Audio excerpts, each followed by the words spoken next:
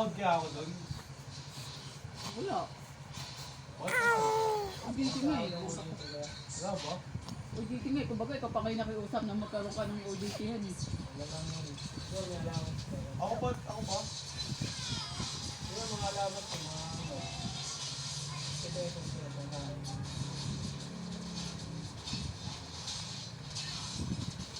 Ba.